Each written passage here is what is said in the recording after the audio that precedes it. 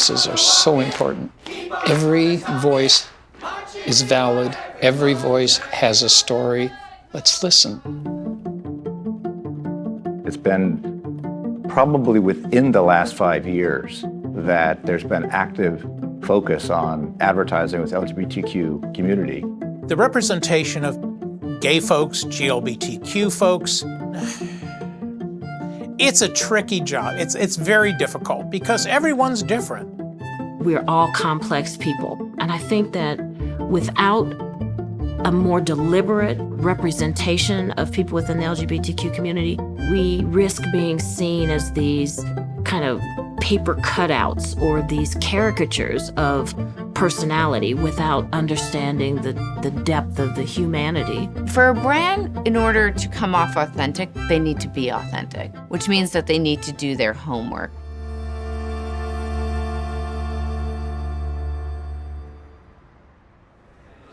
We started actually flipping through some of the ads as we were going through part of our LGBTQ history and started to see that there were some interesting themes that were coming out. Mm-hmm. You start thinking, this looks pretty suggestive. Very. So am I imposing something that I'm seeing as somebody that's living in like modern day on something that I'm looking at that was over 100 years ago, or is this really suggestive? It is suggestive. I'm Brent Miller, the global LGBTQ equality leader at P&G. I think for me, being part of a community that's been traditionally underrepresented, visibility is everything. You know, P&G is an Ohio-based company. I like that because it actually puts us kind of in the heartland of the US. We wanted to talk to those people in our own backyard because it's in that discovery process that you uncover some really, really incredible things. Talking with the advertising historian is really important because you begin to understand what a hidden world the LGBTQ community was for such a long time. So this particular illustrator was known to most likely, maybe 99% sure that he was gay. I mean, some of these are from, like the 1880s. Clearly coded, clearly, it's out there, but it's hidden. Like this is a time where if you were, gay, this would be a way that you could maybe express yourself. Because they're not able to have a full identity in public because it's just not known or accepted or embraced. What are the implications for the way people are presented in advertising today? Who you choose to cast to put in an ad has more consequences than you might think. You can't be what you can't see. You would see the stereotypes. You would see the hairdresser or the florist. Yeah, you'd see that. And that was it. Yeah, you didn't hardly hear the word. And when you did, it was very, very negative. You and I have been together for, it'll be 39 years on November 12th of this year. And this is our actual legal marriage certificate from Washington, D.C. Yeah, it was nice to make it legal. Yes. Between my mother and my father was far more supportive. My mother had a horrible time. She called me up at work one day and she said, Joe, it's a terrible thing to say, but I'm sorry I ever became pregnant with you. Wow. And the next year, she said, you're like a rattlesnake around my neck. And I have trouble saying I love you. When you were growing up, you didn't have people with a lived experience that were role modeling that. No, there was nobody. I thought I was the only one in the world. Yeah. No, I knew I was different, but my God, I think we all felt alone. Yeah, well, we were alone. And who could? And that was part of the. Who could you talk to? When you are hidden like that, or you are trying to find yourselves, or you are coded, it demonstrates that there's something wrong with you.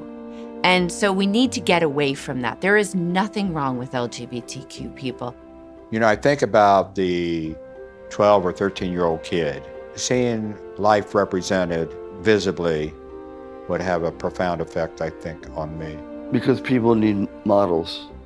People need to see gay people who are happy, going on with their lives, people in relationships. God, we were young. I know. That was San Francisco. I know. I had a black beard, black hair. Yeah. Just to see gay people represented, I'm amazed at the pace of change. The natural aspect of being human is you want to know your own tribe. If your tribe isn't portrayed in advertising, isn't portrayed within the companies or the institutions around you, who are you? When I was growing up, I never saw myself. I didn't even know I existed, quite honestly. Advertising absolutely has the power to shift perceptions, to start conversations. Knowing makes it less different, I think. It makes it approachable, and makes people realize it's always been part of the fabric. It was just hidden away because of bias. Since the 90s, we've seen an explosion of these representations. But some are sort of critical of that. They would say it was business and not politics. And so now we're in a moment where there's more emphasis or concern about the authenticity. And is it political or is it just a business motive? Stonewall Columbus is the first and only LGBTQ community center in Central Ohio.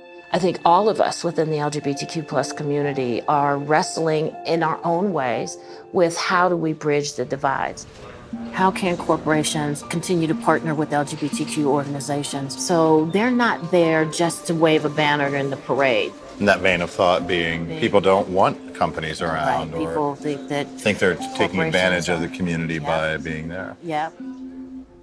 We were called to, express what was going on with our chorus as a vehicle to talk about the trans community, and we're really excited about that. Yeah, you don't get to see these stories a lot. You don't hear these stories enough. We had some choristers that were like, great, let's do it. And we did have a few people that were like, well, are we being tokenized? Are we just being used as a great philanthropic product placement? That's the packaging that we're putting out there. And I like to say, well, it depends on what you want to use your activism for. You don't always see a trans person doing something. You don't always see a gender non-conforming, gender non-binary person doing something. Is it pandering? Using LGBTQ representations to sell products?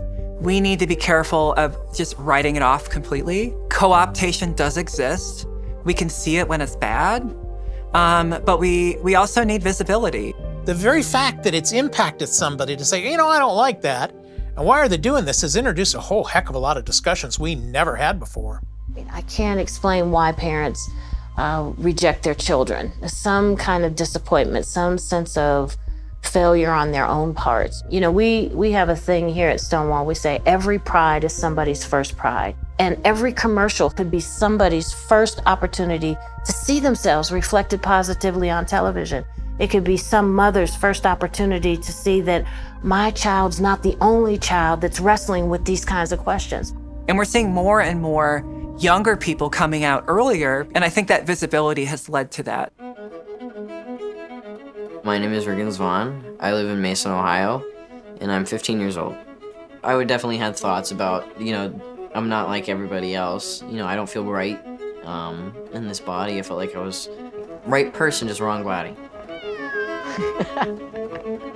I know. Before 7th grade started, I had a group of friends that I spoke to before school started and told them, my name is Regan's now. I go by he, him pronouns, and that's it. And they were like, okay. There was never a conversation that, I'm transgender. There's never that. I never had really a coming out thing because it was always kind of there. A lot of people are scared of the unknown, of what they don't know, and definitely things that are different because they have no idea what it is. You mentioned that your grandma still gets a little messed up on your name sometimes and things like that. She's an older woman. So it's her excuse, so it's okay.